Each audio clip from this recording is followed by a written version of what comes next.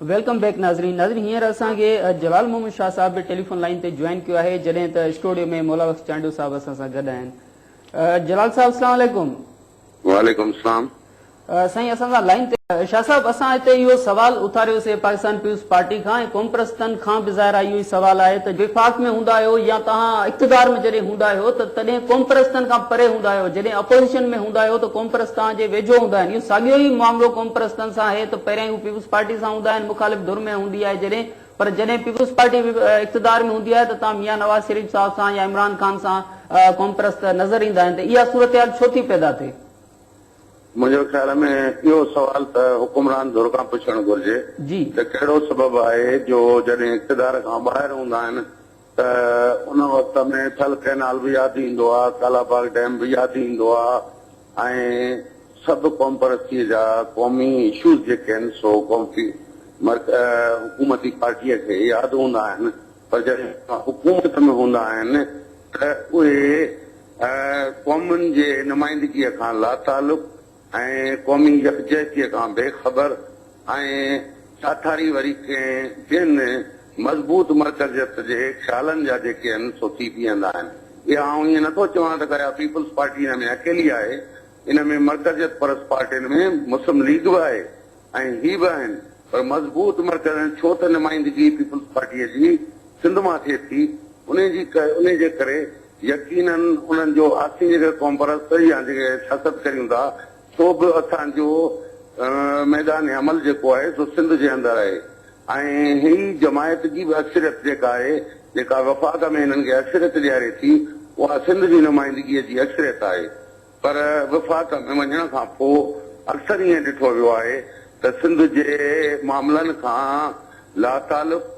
बेख़बर ऐं जे अगरि जिते बि ज़रूरत पई आहे त उहे मज़बूत मर्कज़ जे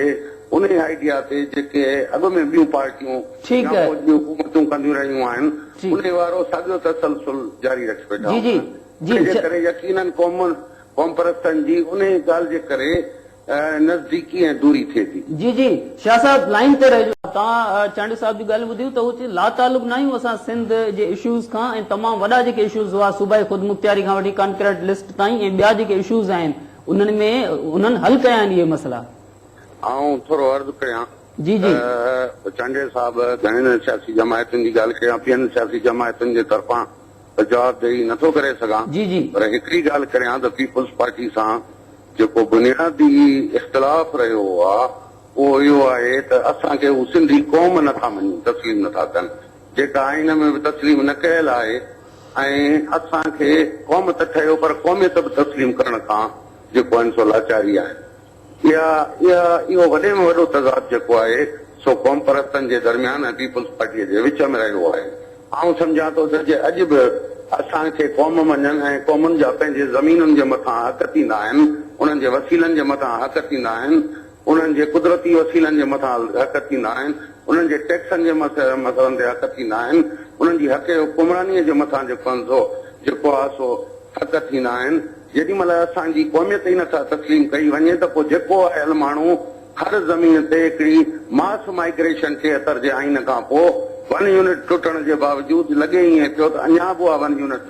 जारी आहे ऐं हिकिड़ी मास माइग्रेशन सिंध जे तरफ़ आहे, जंहिंखे अॼु हींअर सिंध खे वजूद खे जेको ख़तरो थियो आहे जेका सॼे पाकिस्तान मां मास माइग्रेशन थी आहे, असीं त उन में अज़ाब मां अची जलिजी विया आहियूं ऐं जे अगरि कंहिं न कंहिं हद ताईं अगरि फ्रीडम ऑफ मूवमेंट जी जेका कॉन्स्टिट्यूशन में आहे उहा अगरि कंहिं न कंहिं प्रोविंसिस जे तरफ़ जे हथ में अख़्तियार हुजे हा त शायदि इहा सूरत हाल जंहिंमां अॼु असीं गुज़रूं पिया या मुस्तक़बिल जे ख़तरात मां जंहिं शयुनि जे तरफ़ जा माण्हू आवाम परेशान आहिनि, न रुॻो हिते पर सिंध खां ॿाहिरि बि वेठल माण्हू इन ॻाल्हि जे लाइ परेशान आहिनि त हींअर सिंध जे लाइ सिंधी यकजहतीअ जे सवाल ते केतिरियूं ॻाल्हियूं जेको आहिनि सो उथनि पियूं, केतिरा ई सवाल उथनि पिया ऐं उनजो कारण इहो आहे त असां वटि एतिरी माइग्रेशन थी आहे सॼे पाकिस्तान मां ऐं बैन अल-अक़वामी माइग्रेशन थी आहे छो त असांजो उमूर दाख़िला ऐं ख़ारिजा पॉलिसीअ में सूबनि जो को बि अख़्तियार कोन रहियो आहे, उन जे करे असांजे सूबनि जे अंदरि तमामु वॾी माइग्रेशन थी आहे ऐं हींअर असांखे पंहिंजे वजूद जे बचाव जे लाइ, असांजे पंहिंजे वजूद जे ऐं पंहिंजे मफ़ादनि जे बचाव जे लाइ असांजे जियाते जो मसइलो थी वियो आहे। जी जी असीं सम्झूं था त इहो जेको हींअर आइन 73 जो आइन ऐं अॼु खां ॻाल्हि पई कई वञे त बार बार बाबा असां हीअं ॾिनी ख़ुदि मुख़्तियारी ॾिनी कंकरेंट लिस्ट हिकिड़ो स्टेप आहे, पर इहा जेका कंकरेंट लिस्ट हिननि दिलवाल कई आहे 17 सब्जेक्ट्स कया आहिनि। खेनि आउं ख़ुदि मौला बख़्श चंद साहिब खां पुछां थो त ख़ुदि ॿुधाइनि त जेके ख़ुदि हिननि चेंज कयो उन्हनि ते ख़ुदि अमल करे रहिया आहिनि। 200 सब्जेक्ट्स जेके आहिनि सो तव्हां 17 सब्जेक्ट्स मां 200 जेको आइटम्स तव्हां कढी जेका सो हिकिड़ी फेडरल जेको आहे सो हिकिड़ी काबीना जी जेको इजलास करे ऐं उनखे अमलनि जेको आहे सो मर्कज़ में यकजा रखी छॾियो आहे। इहा कहिड़े क़िस्म जी ख़ुदि मुख़्तियारी आहे जंहिंमें न माली असांजा वसीला असांजा महफ़ूज़ आहिनि ऐं इंतिज़ामी ख़ुदि मुख़्तियारी जेको असांजी वॾे में वॾो सुवाल इहो आहे मुंहिंजी ख़ुदि मुख़्तियारी न आहे, हुकूमत संदन आहे, पर बाबा असांखे घटि में घटि चीफ मिनिस्टर असांखे इहो त इख़्तियार ॾिनो वञे त बाबा आईजी को डीजी रेंजर्स को जेको आहे चीफ सेक्रेटरी पाण मुक़रर करे इंतिज़ामी ख़ुदि मुख़्तियारी न ॾिनी वई आहे। मुंहिंजो मसइलो हल कोन थी करे। जी जी शाह साहब लाइन ते वेलकम बैक नाज़रीन। जी चंद साहब तव्हां शाह साहब जी ॻाल्हि त बुनियादी तौर ते सिंधी क़ौमियत वारो मसइलो कॉन्फ्रेंस तमामु तर चवनि था त बुनियादी सवाल जेको इहो शाह साहब उथारियो आहे तव्हां ॿुधो बि पाण खे तव्हां बुनियादी मूं चयो मूं ॻाल्हि कई त साईं जलाल महमूद शाह हिकिड़ी पार्टी जो सरबराह आहे, उन पार्टी जो पंहिंजो मौक़िफ़ आहे, उन पार्टी जो ज़ाहिर आहे पंहिंजे मौक़िफ़ जे हिमायत में दलील बि आहिनि, पर छाकाणि त हींअर को असांजो मंशूर जो या पार्टी जो ज़िद कोन्हे न मूंखे को दलील ॼणा आहिनि भई साईं जलाल महमूद शाह जे लाइ ऐं न को हुन सां जेको मुनाज़िरो आहे ऐं हिकिड़ा मख़सूस सुवाल पुछा आहिनि उन्हनि ते जवाब ॾियूं पिया। तंहिंजे करे मुंहिंजो ॿुधाए त अदब वारो ई जवाबु आहे साईं खे ऐं अञा मौक़ा ईंदा ॻाल्हाईंदासीं इनशाला। त साईं वारनि जिन सां हेसि ताईं इतिहाद कया उहे सभु सिंधी क़ौम परस्त हुआ ऐं उहे सभु सिंधी क़ौम परस्त खे क़ौम सम्झंदा आहिनि। हा नाला कोन खणंदुसि त वरी ॻाल्हि अॻिते वेंदी हली।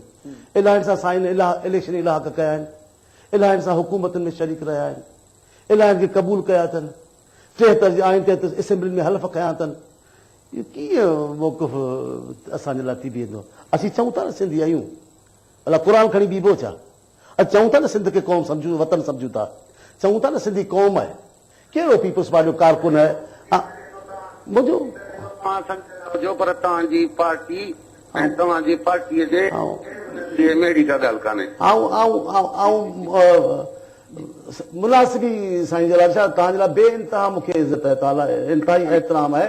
शख़्सी बि ऐं सियासी लिहाज़ खां बि इख़्तिलाफ़ थी सघे थो, तव्हां लाइ शख़्सी तरह बि एतिराम आहे। ऐं हीअ उहो मौक़ो न आहे मुनाज़िरे जो, हीअ चवनि कोन था को मुनाज़िरो आहे, तव्हां मौक़िफ़ रखो पिया ऐं हिकिड़ी पार्टी जा सरबराह आहे साईं, हुनखे हक़ थो पुॼे। पर आऊं थो चवां जिन सां थिया आहिनि मुंहिंजो मौक़िफ़ ज़ाती अलॻि आहे। पीपुल्स पार्टी जो हिकिड़ो माण्हू ॿुधायो जेको चवे त सिंधी क़ौम कोन्हे, हिकिड़ो माण्हू पीपुल्स पार्टी ॿुधायो जेको चए सिंधी क़ौम कोन्हे ऐं पीपुल्स पार्टी छॾे ॾींदुसि। ॿी ॻाल्हि जिन सां छा थिया आहिनि साईं वारनि जा वक़्त ब वक़्तु ऐं मां थो करे साईं चवे मूंखे उहो हक़ ॾे त तव्हांजी पीपुल्स पार्टी जॉइन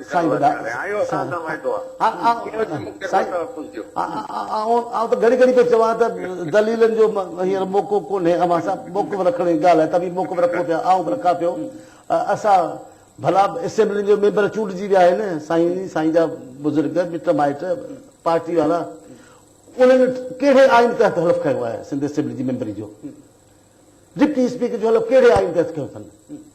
इहा अटकल छो आहे? जेके आइन खे मञूं कोन था वक़्ती तरह हलफ़ छो था करूं? इहा ॾिसो न, जे वतन एॾो ई अज़ीज़ आहे, ईमान जो हिसो आहे, वक़्ती मफ़ाद छो था करियूं? मसइले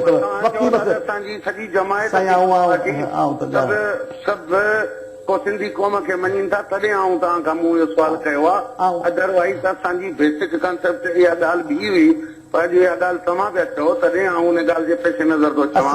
त जे अगरि इहा करियो था त पोइ त इन खां वधीक त सुहिणी कहिड़ी ॻाल्हि आहे? जे अगरि पीपुल्स पार्टी सिंधियुनि खे क़ौम मञे त पोइ इन खां वधीक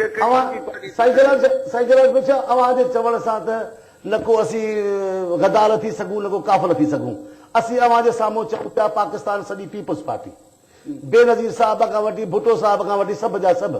आइन जे जेके मरहला आहिनि, जेके हुकूमतूं कंदा पाकिस्तान में, अवां रुगो सिंध जी सियासत में हिसो वरितो त बि 73 जे आइन तहत कसम खयव, तब MQ सां असेंबली में वेठव, तब लियाकत जतई सां वेठव, तब ॾिसो ॿुधो ॿुधो न आउं तव्हां घटि थो ॿुधां ॿुधो साईं वॾा ॿुधो हाणे मुंहिंजी ॿुधो न त आउं हथ थो ॿुधां ॿुधो त सही न अवां लाइ वॾो मूंखे एतिराम आहे अवी मुंहिंजी ॿुधो त सही न अवी जॾहिं पावर पॉलिटिक्स करियो त सभु शयूं उहे करियो जेका पीपल्स पार्टी मर्कज़ में थी करे, अवां सूबे में कयूं आहिनि, अवां कॾहिं एहतजाज कयो सिंध दुश्मन सिंध में हुकूमत में आउं निकिरां थो, तव्हां कॾहिं इनकार कयो, अवां निकिरी वञणु खपंदो, असां ते एतिरा सभी पाण न ईअं त न करियो न। ऐं चए थो जेको रियासती पाकिस्तान में जेको सियासत करे थो ऐं पावर पॉलिटिक्स में कंहिं बि हिसे में अचे थो उनखे इलाही ॻाल्हियूं करणी पवंदियूं, जंहिंखे तइल्लुक़ बुनियादी तौर सिंध खे वतन सम्झणु, सिंधी क़ौम खे क़ौम सम्झणु, मुंहिंजे ख़्याल में हिकिड़ो बि पाकिस्तान पीपल्स पार्टी कारकुन कोन्हे जेको सिंध खे वतन न सम्झंदो, मां न सम्झंदो हुजे या सिंधी क़ौम खे क़ौम न सम्झंदो हुजे। रियासती इंतज़ाम आहे, सियासत आहे, ज़रूर में ॻाल्हियूं असांजूं आहिनि ऐं उनखां इनकार त असांजो करे ई कोन पियो। जी शाह साहब, इन में हिकिड़ो जेको चंड साहब अॻु में सवाल उथारियो त क़ौम परस्त कंहिं बि सूरत में पीपल्स पार्टी खे तस्लीम कोन था कनि, हुननि जो बुनियादी सभु त ॻाल्हाईंदा रहिया आहिनि। सबब न आहे, सबब इहो आहे त पीपल्स पार्टी सिंध खे पंहिंजी जागीर थी सम्झे, कंहिं बि क़ौम ऐं कंहिं बि सियासी पार्टीअ खे नथी सम्झे त उनखे सियासत करण जो हक़ आहे, उनखे वोट जे घुरण जो हक़ आहे, उनखे उनजे करे ॿियो को कोन्हे, छो त उहो बुनियादी तौर ते उहो जागीरदारी रवैयो आहे जेको जागीरूं आहिनि हिननि जूं जिन ते कब्ज़ो आहे हिननि जो, उन कब्ज़े ते कंहिं बि क़िस्म जो अख़्तियार पोइ भले मर्कज़ में वरी कहिड़ियूं बि बार्गेनिंग कंदियूं रहनि ऐं केतिरा ई सिंध जे मफ़ादनि खे जेको सो नीलाम कंदियूं रहनि, कैनाल हुजे या XYZ जेके बि हुजे कंदियूं रहनि, पर जेको आहे पोइ वरी जेॾी महिल पावर खां ॿाहिरि हुजनि त ओॾी महिल चवनि त बाबा इहो असांखे न खपे, जेॾी महिल हुजे त पोइ चवनि बाबा हाणे 13 अरब रुपया बाक़ी रहनि था, इहे बि ॾेई था छॾियूं त पोइ यको ठही वञे, हाणे केतिरो ख़र्च थी वियो आहे इहा ख़बर कान्हे त CCI खां मंज़ूरी बि कान्हे, कुझु बि कोन्हे, पर छो त इलीगल आहे, पर हाणे इलीगल खे लीगल था करे छॾियूं, इहो हिकिड़ो लाॻीतो रहियो आहे। पर असुल बुनियादी ॻाल्हि आहे त सिंध खे पंहिंजी सियासी जागीर तस्लीम करणु, इहो बुनियादी पीपल्स पार्टीअ जो ज़हनी फ़तूर आहे। जेॾी महिल बि मुस्लिम लीग सां ॿियनि सां जिन सां बि ॻाल्हि या इताद या सियासत थिए थी, उहे हिनखे जागीर वारे रवैये सां कोन थी ॾिसनि, जेतिरे क़दुरु पीपल्स पार्टी सिंध खे पंहिंजी जागीर ॾिसे थी, उन करे उहे सम्झनि था त क़ौम परस्तनि खे सियासत करण जो को बि कोन्हे। असां बाबा क़ौम परस्त जे आज़ादीअ जी ॻाल्हि कनि, बाबा ॾाढा सुठा भला वोट जी कंदा त बाबा असांजा हिसेदार थींदा, इहो न खपे असांखे। जी जी, तो शाह साहब हिकिड़ो सवाल सिर्फ़ु तव्हां खां सम्झणु चाहींदुसि त मुस्लिम लीग नवाज़ सां या तहरीक इंसाफ़ सां या ॿियनि पार्टियुनि सां जॾहिं क़ौम परस्तनि जा राब्ता थियनि था त उहे पीपल्स पार्टी जे मुखालिफ़ हुअण जी हैसियत में नवाज़ शरीफ़ साहिब सां या इमरान ख़ान सां थियनि था, या तव्हां सम्झो था त उहे तव्हांजे नज़रिए जे बिल्कुलु मुताबिक़ आहिनि, तॾहिं तव्हां राब्तो कयो था? ॾिसो हिकिड़ी ॻाल्हि ॿुधो, असांजे नज़रिए खां सियासी जमायत जेका आहे सभु पंहिंजो मफ़ाद सियासी मफ़ाद खणी ईंदी आहे। जेॾी महिल का बि सियासी जमायत अगरि ॿिए खे स्पेस न ॾींदी, यकीनन पीपल्स पार्टी कंहिं बि क़ौम परस्त कंहिं बि सिंध जी जमायत खे सियासी स्पेस न ॾियणु चाहे थी, न हुन सां गॾु हलणु चाहे थी। जेके सवाइ उहे जागीरदार जेके कंट्रोल करे वेठा आहिनि इख्तियार, उन्हनि सां केॾी महिल बि अंडरस्टैंडिंग करे उन्हनि सां ठही वेंदी हली, क़ौम परस्तनि सां कतई तौर ते कान कंदी। पर इन में छो त ॿियूं जेके जमायतूं आहिनि उन्हनि जी हिते एतिरी एक्सेस कान्हे, उनजे करे उहे सम्झनि था त असांखे बहितर इहो आहे त असां उन्हनि जमायतुनि सां ठहूं जेके ॿियनि खे बि स्पेस ॾियनि थियूं, पाण बि कनि थियूं, उनजे करे उन्हनि जी वेझड़ाई थिए थी या ॻाल्हि ॿोल थी सघे थी। पीपल्स पार्टी ॻाल्हि ॿोल करण जे लाइ कंहिं बि सियासी जमायत सां वोट जे बुनियाद ते कॾहिं ॻाल्हाइण ई नथी चाहे। जी जी जी, साईं ॻाल्हि ॾाढी सुठी करे छॾी आहे ऐं मूंखे साईं मां इहा ई उमेद हूंदी आहे साईं उहो खरो माण्हू इंसान आहे ऐं ॻाल्हि बि न कंदो आहे। साईं पहिरीं त उसूल जो मसइलो त असां सिंध खे नथा मञूं, इन करे जहिड़ो आहे, हाणे उहा कान्हे। हाणे साईं जो हर पार्टी जा सियासी मफ़ाद थींदा आहिनि, स्पेस कोन ॾींदी त मफ़ाद जी पूरा कोन थी त ज़रूरु पीपल्स पार्टी सां विढ़ंदासीं न, पर जे पीपल्स पार्टी सुभाणे गस ॾे को इलेक्शन में करे ई करे त ॻाल्हियूं थी सघनि थियूं। साईं जी ॻाल्हि बिल्कुलु सही आहे, तव्हां बिल्कुलु ॻाल्हि सही रखी आहे। हर पार्टी जा सियासी मफ़ाद थींदा आहिनि, मामलो सियासी मफ़ादनि जो आहे। साईं वॾा मुंहिंजी ॻाल्हि जो मक़सदु ग़लति न साईं मुंहिंजी ॿुधो जेके ॻाल्हियूं केॾा टाइम आहे कोन मुंहिंजी ग़लति लाइन ते था खणी वञो अभी पिया चओ त सियासी मफ़ाद थींदा आहिनि न सियासत असीं बि करियूं था तव्हां बि सियासत करियो था तव्हां जॾहिं कंहिं बि सियासी जमायत खे इहो हक़ ई नथा ॾियो त उहा पंहिंजी सियासत करे उहा वोट जी This time check. जैसा हुस्न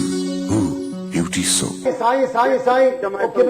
किबला साईं मूंखे सुठो कोन थो लॻे अवां जे विच में ॻाल्हाइण ॾिसो माठ करे थो वञा जेकॾहिं अवां खे सियासत जो हक़ न ॾियूं त आधी राति तव्हांखे फोन करियूं तव्हांखे ज़रूरी था सम्झूं न सिंध में छो न सियासत जो तव्हांजो हक़ आहे का असांजी मिल्कियत आहे छा असीं ॿिए खे कयूं कोन नथी साईं वॾे कई आहे साईं जे अवां जे वालिद साहिब कई आहे तव्हां कई आहे करियो पिया सिंध जा इलाही माण्हू तव्हांखे प्यार कनि था आऊं कोन वेठो तव्हांजो एतिराम करियां नुक़्ते निगाह जो फ़र्क़ु थी सघे थो इख़्तिलाफ़ थी सघे थो कहिड़ी वॾी ॻाल्हि आहे अभी सिंध जा सियासतदान आहियो सिंध में सियासत करियो पिया ऐं अञा शुरू पार्टी थी आहे अॻिते हलो ॾिसो छा थी मंज़िल निकिरे पर इहो टोटल चओ असां सां सिंध जे करे जहिड़ो आहे अरबाब सां सिंध जे करे जहिड़ो कोन्हे लियाकत जो सां सिंध जे करे जहिड़ो कोन्हे ज़ियाउल सां सिंध जे करे जहिड़ो कोन्हे जनरल न्याज़ी सां सिंध जे करे जहिड़ो कोन्हे असां सां जहिड़ो आहे इहो न करियो न एॾी बेवाजिबी साईं जलाल मूंसा अवी ते न करियो हा इहो सही आहे असीं अवां सां इलाही मामलनि में ज़्यादती था करियूं अवां जी मतिलबी असांजो नथो मामिलो ठा थी सघे लिहाज़ा अवां खे सियासत करण जो हक़ आहे ऐं असीं अवां जे सियासत जो हक़ सिंध में सम्झूं था सिंध जी ज़मीन ते अवां जो हक़ आहे अवां खे हक़ आहे त पंहिंजे सोच ऐं ख़्याल मुताबिक़ सियासत करियो इन लाइ तव्हांखे केरु बि कोन थो रोके सघे चढ़ साहब वॾी महिरबानी तव्हांजी साईं जलाल महिरबानी कयो असांखे ॻाल्हाइण जो को इहो आहे त बिल्कुलु असीं तव्हांजी ॻाल्हि खे एप्रिशिएट करियूं था ॻाल्हि इहा आहे त सिंध में अगरि मुंहिंजी सियासत जो हक़ आहे पाकिस्तान में मुंहिंजी सियासत जो हक़ आहे अगरि ॿियूं सियासी जमायतूं सां ॻाल्हाइनि थियूं त गुनाह आहे अगरि पीपल्स पार्टी ॻाल्हाए थी त सवाब आहे जे अगरि पीपल्स पार्टी न ॻाल्हाए त बि गुनाह आहे जे ॻाल्हाए त वरी सवाब आहे इन ॻाल्हि खे थोरो सियासी हिकमत अमली थी थी वञे का बि सियासी जमायत कंहिं सां बि ॻाल्हाए सघे तव्हां सियासी जमायत आहियो जे अगरि इन उसूल खे नथा मञो त पोइ सियासी जमायत कीअं थी हक़ तव्हांखे ॻाल्हाइण जो इतिहाद करण जो हक़ आहे ऐं कॾहिं बि इख़्तिलाफ़ करिया न सां जी वॾी महिरबानी साईं जलाल शाह साहिब तव्हांजी वॾी महिरबानी कॉमप्रस्त अॻवान ऐं मुलाक़त चंड साहिब तव्हांजी बि वॾी महिरबानी नाज़रीन इहो